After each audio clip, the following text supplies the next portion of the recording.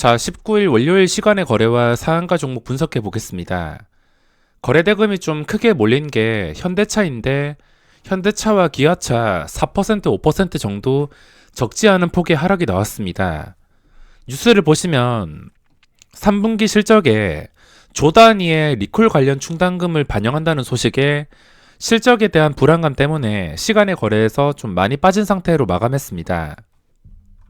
이를 알고라도 있었는지 최근에 황금선을 깨버렸으며 기관 투자자의 대량 매도가 나왔었습니다.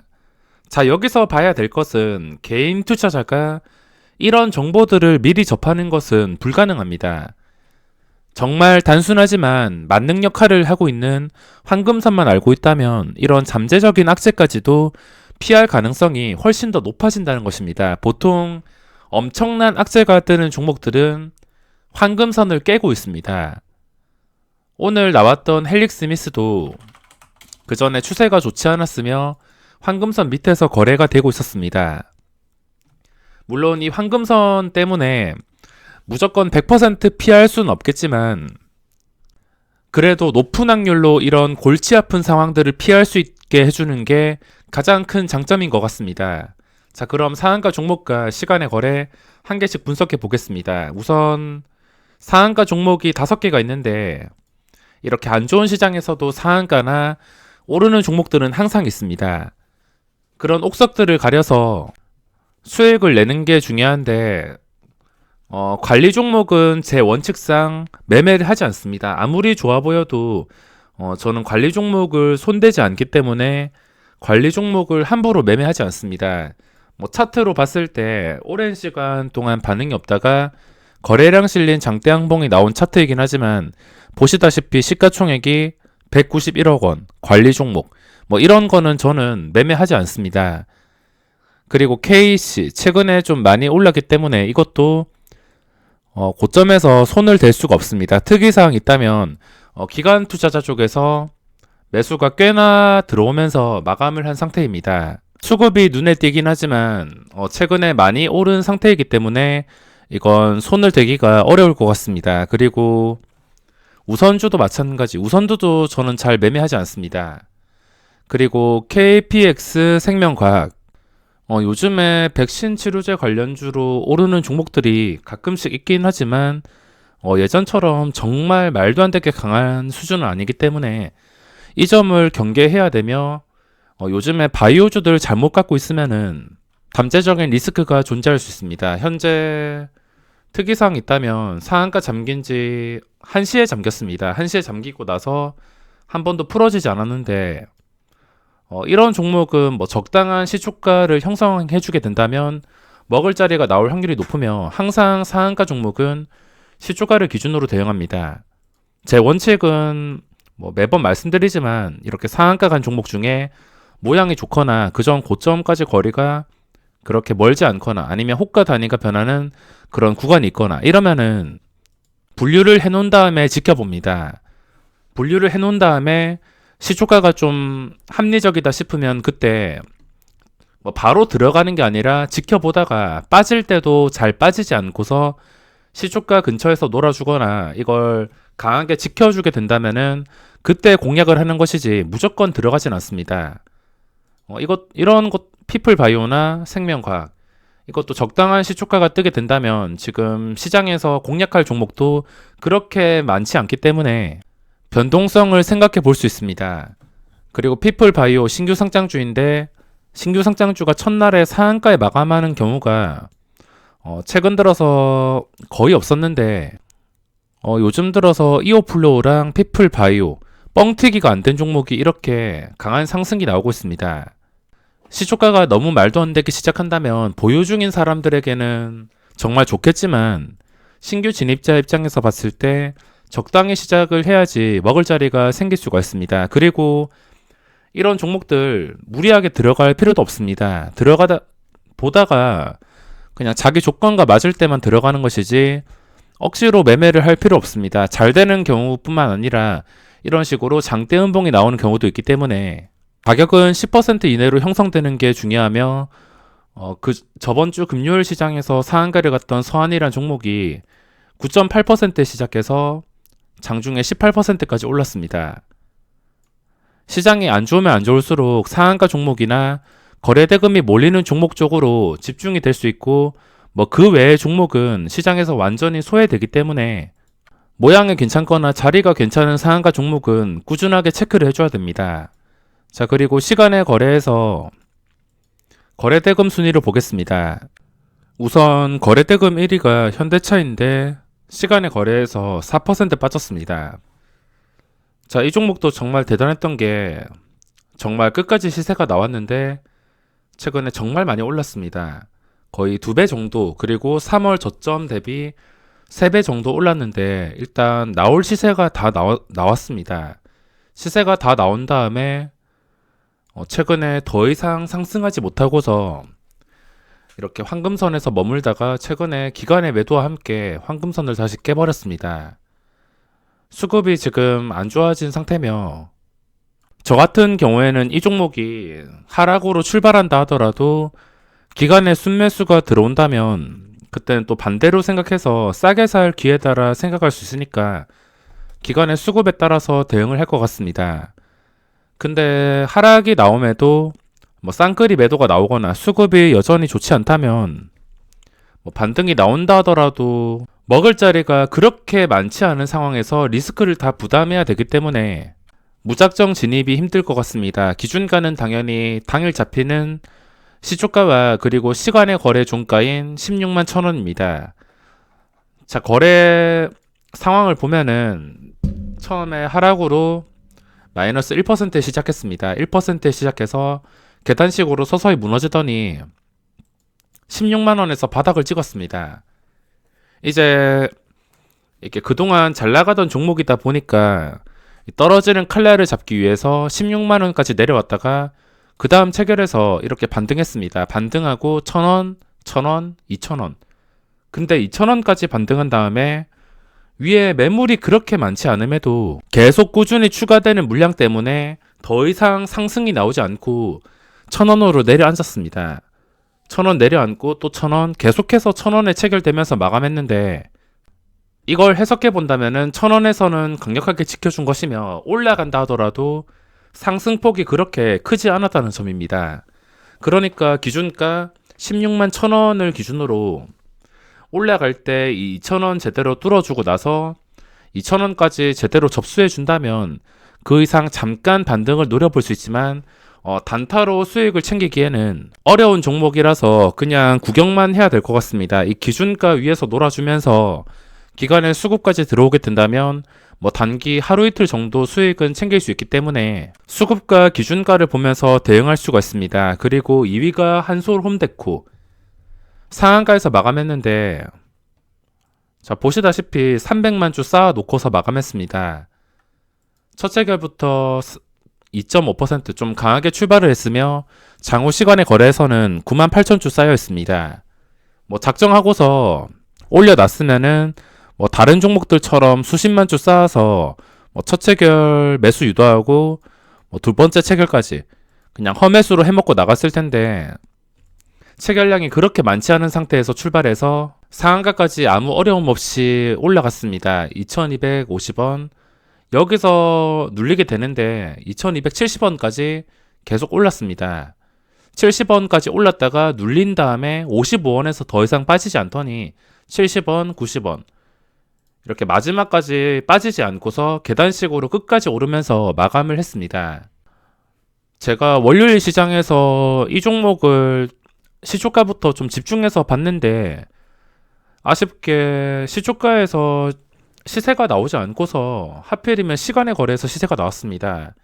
피플바이오 포기하고 봤던 종목이 한솔홈데코인데 이렇게 정규 시장에서는 반응이 잘 나오지 않더니 시간의 거래에서 작정하고 끌어올렸습니다. 이 종목 특성상 정말 가끔씩 이런 식으로 엄청난 시세가 나옵니다. 하지만 시세가 나올 뿐 항상 결과가 좋지 않았습니다. 시세가 나오긴 하지만 올랐다가 제자리, 올랐다가 제자리 항상 패턴이 똑같은 종목입니다. 시장에서 거래량이 발생하면은 눈에 띄는 종목 중 하나이지만 항상 패턴이 똑같기 때문에 그전 패턴을 무시할 수가 없습니다. 그리고 기아차, 캐몬이 그 전에 좀 높았던 고점이 4,815원입니다. 게다가 역사적 신고가가 4,815원. 거래가 지금 점점 좁혀지고 있는데 시간의 거래에서 1.8%에 마감했으며 3%까지 올랐다가 마지막에 이 고점 4,100원에서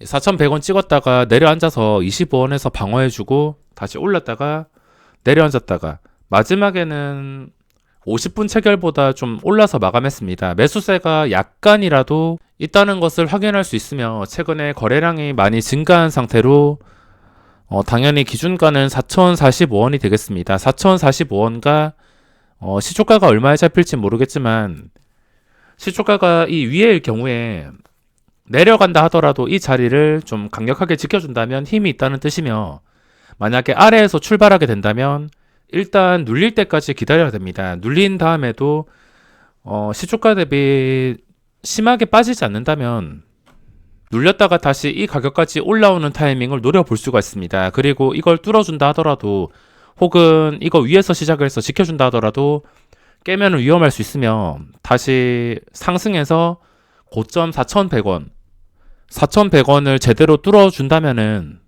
시세가 나올 수가 있습니다. 지금 중요한 자리인 이유가 고점과의 거리가 점점 좁혀지고 있으며 역사적 신고가까지 거리가 멀지 않다는 점입니다.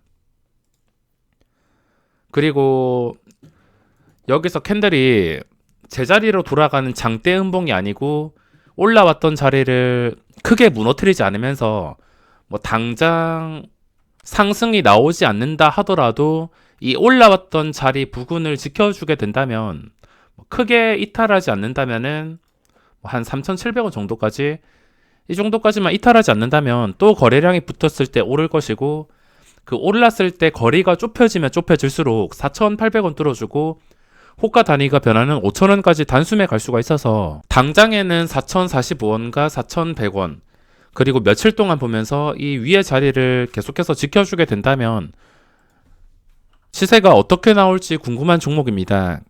그리고 거래대금 6위가 시젠이 아쉽게 음봉이 나왔습니다. 여기서 양봉이 나와도 부족할 판에 음봉이 나와버렸습니다. 자, 자세히 보시면은 기본적으로 5일선을 지켜줘야 됩니다. 그 전에 중요한 자리까지 올라오긴 했지만 지금 보시다시피 그 전에 고점 이 중요한 자리까지 다시 내려와 버렸습니다. 이거를 뚫어줬다는 것은 제대로 올라가겠다, 힘이 다시 붙었다 이런 뜻으로 해석할 수 있는데 이 올라갔던 자리를 전부 다 깨버리면서 다시 내려왔다는 것은 악재로 받아들일 수가 있습니다. 지금 생각나는 종목이 박셀바이오란 종목이 있는데 예시로 들 종목입니다. 단순히 예시로 들자면 상장 초기 고점 그리고 올라갔다가 이 올라가는 자리에서 무너진다 하더라도 적당히 눌린 다음에 계속해서 올라가 주면은 정상인데 그게 아니라 다시 내려왔습니다. 이 중요한 자리까지 다시 내려왔기 때문에 그 전에 상승폭을 전부 다 잡아먹은 것입니다. 제가 이날에도 계속해서 말씀을 드렸는데 제가 29일 시장 끝나고 나서 이 종목은 27,000원 못 지켜주면은 다시 제자리로 돌아갈 수 있다. 최저점까지 내려갈 수가 있다. 이렇게 말씀을 드린 적이 있습니다. 이거는 정말 단순한 주가의 흐름이며 시젠도 지금 정말 중요했던 자리 275,000원 이거 제대로 뚫어주고 나서 이런 식으로 30만원까지 올라갈 수 있었습니다. 이 가격을 지켜주었기 때문에 다시 올라왔기 때문에 물론 단기 기준이며 이게 내려갔다 하더라도 다시 올라와서 어째 되었든 간에 275,000원 내려온다 하더라도 다시 지켜주면은 그때는 또다시 호재입니다. 내려가야 될 거 내려가지 않았기 때문에 어쨌든 지금 중요한 것은 다시 내려왔다는 것이기 때문에 뭐 주식을 보유한 사람 입장이 아니라 신규 진입자 입장에서 말씀드린다면 일단 여기서 상승이 나와서 5일선 위에서 마감을 해야지 그때부터 호재라고 판단할 수가 있습니다. 5일선 위에서 마감하는 캔들이 나올 경우에는 그때부터 30만원 돌파를 기대해 볼 수가 있습니다. 그리고 7위 빅히트 거래량이 점점 줄고 있으며 반등이 나와야 될 타이밍에 반등이 시원하게 나오지 않았습니다. 오히려 마이너스로 마감을 했으며 이 종목이 크긴 하지만 시장에서 주목을 받고 있긴 하지만 여태껏 2배 뻥튀기 된 종목들과 다를 게 없이 움직이고 있습니다.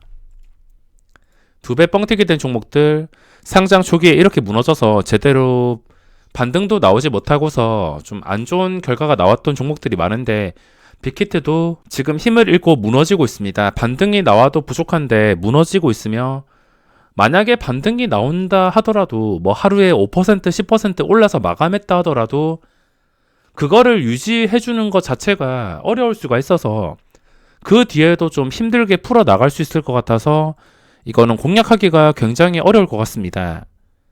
그리고 신풍제약 황금선 아래에 있다면 매매해야 될 이유가 없으며 그리고 한국유니온제약 시간의 거래에서 5.8% 상승하면서 마감했습니다. 5.8%는 적은 편이 아니고 제가 마지막까지 지켜봤는데 5시 57분 8분까지 막 22,200원에 3만주 그 밑에 4만주 이런 식으로 험해수 쌓아놓고서 마지막에 빼버렸습니다. 근데 그게 체결 직전에 뺀 게 아니라 체결 한 1분 남기고 뺀 거라서 좀 애매하게 마감을 했습니다. 어쨌든 간에 양봉으로 마감한 상태며 기준가가 21,900원 그리고 당일 잡히는 시초가 그리고 고점인 22,600원 뭐 거리는 그렇게 멀지 않습니다.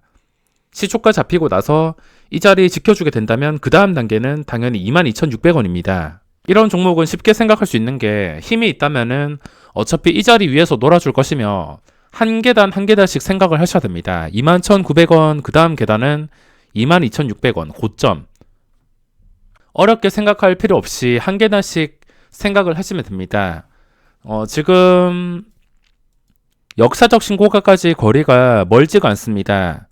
신규 상장주 특성상 이 고점만 제대로 돌파를 해줘서 종가가 25,000원 근처에서 마감을 해버린다면은 그때부터는 이야기가 달라질 수가 있으며 아직까지는 그전 고점 25,000원 상장 초기 24,000원 정도 이거는 제 개인적인 생각으로 당장 공략을 안 해도 상관없습니다. 공략을 안 한다 하더라도 어차피 종가가 24,000원 이상에서 마감을 한다면 이거는 제대로 힘이 붙었다라 판단할 수 있기 때문에 화요일 시장 종가가 중요할 것 같습니다.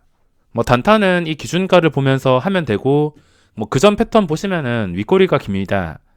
올라갔다가 제자리 올라갔다가 윗꼬리 17%에서 3%까지 월요일 시장도 13%에서 2%까지 그전 패턴이 고약하기 때문에 그냥 매매를 포기하고서 종가 기준으로만 확인한다면 힘이 제대로 붙었는지 알 수가 있을 것 같습니다.